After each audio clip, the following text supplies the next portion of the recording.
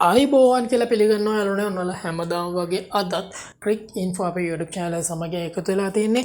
ඉතින් මේ වෙද්දිත් ඔයාලා දන්නවා ඊයේ හවස් භාගයේදී පාකිස්තානයේ රාවල්පින්ඩි ක්‍රීඩාංගණය අසලට ඉන්දියාව විසින් ඩ්‍රෝන ප්‍රහාරයක් එල්ල කරනු ලැබුවා.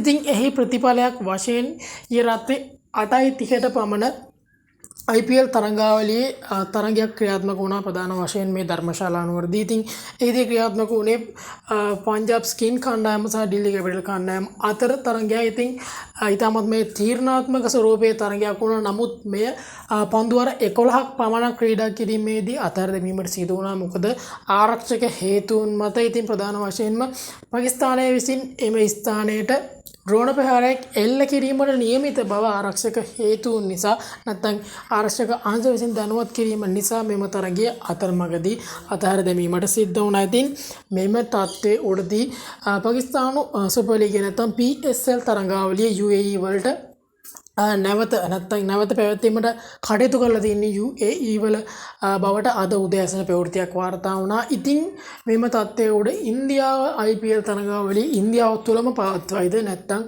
එය වෙනත් රටකට විටෙන් කරයිද කියලා තමයි ඉතින් ක්‍රීඩා ලෝලීන් විදියට අපිට තියෙන ප්‍රශ්නේ. ප්‍රධාන වශයෙන්ම මෙම තත්ත්වයේ දිගින් දිගටම පැවතියොත් මෙම තරග රටාව තුළ වගේම තමයි ජාත්‍යන්තර තරග ක්‍රීඩා කිරීමට පවා මෙම රටවල් දෙක මෙම යුදමය ක්‍රියාමාර්ග ගත්තොත් කිසිදු රටකට එම රටවල් වලට ගොස් සංචාරය කිරීමට නැත්නම් එම රටවල් වලට ගොස් ක්‍රීඩා කිරීමට නොහැකි වෙන එක නොඅනුමානයි. ඉතින් ප්‍රධාන වශයෙන්ම මෙම තත්ත්වයේ උඩදී IPL තරගාවලිය මොන රටට විතන්නේද? ඉතින් ඒක ශ්‍රී ලංකාවට එන්න පුළුවන් නැත්නම් දුබයි වලට වෙන්න පුළුවන්. ඉතින් අපි බලමු ප්‍රධාන වශයෙන්ම මෙම තත්ත්වයේ උඩදී IPL තරගාවලිය ඉන්දියාව තුළම ක්‍රීඩා කරයිද කියලා. ඉතින් මීළඟට පැවැත්වීම නියමිත IPL තරගාවලිය අද පැවැත්වීමට නියමිතයි. ඉතින් ධර්මශාලා නුවර පැවැත්වීමට තිබූ එක් තරගයක් එම ක්‍රීඩාංගණයෙන් ඉවත් කර තිබුණා.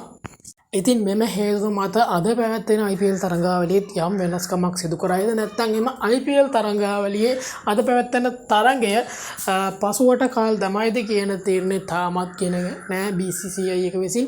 ප්‍රධාන වශයෙන්ම IPL තරගාවලියේ මේ වන විටත් අවසන් භාගයට තමයි මෙන්න තියෙන්නේ. ඉතින් තරග 56ක් පමණ නිමවට පත් වෙලා අවසానයි. ඉතින් එයින් තරග 4ක් පමණ වර්ෂාව නිසා කිසිදු තීරණයක් නොමැතිව තමයි ඉවරේ. නමුත් ඊයේ තරගයේ නම් කිසිදු ප්‍රතිඵලයක් නැතුව නිමා කිරීමට සිද්ධ වුණේ තමත් ආරක්ෂක හේතුන් මතයි. ඉතින් අපි බලමු IPL තරගාවලියේ වෙනස් වෙනවාද නැත්නම් එහි තරග දින කිහිපයක් ප්‍රමාදයේ පැවැත්වෙනවාද කියලා. ඉතින් අනිවාර්යයෙන්ම අපිව subscribe කරලා බෙල් එකනේ click කරලා තියාගන්න. දිනෙන් දින වෙනස් වෙන ක්‍රිකට් ලෝකේ නවතම තොරතුරු වලින් ඔබ යාවත් කාලීනව සදා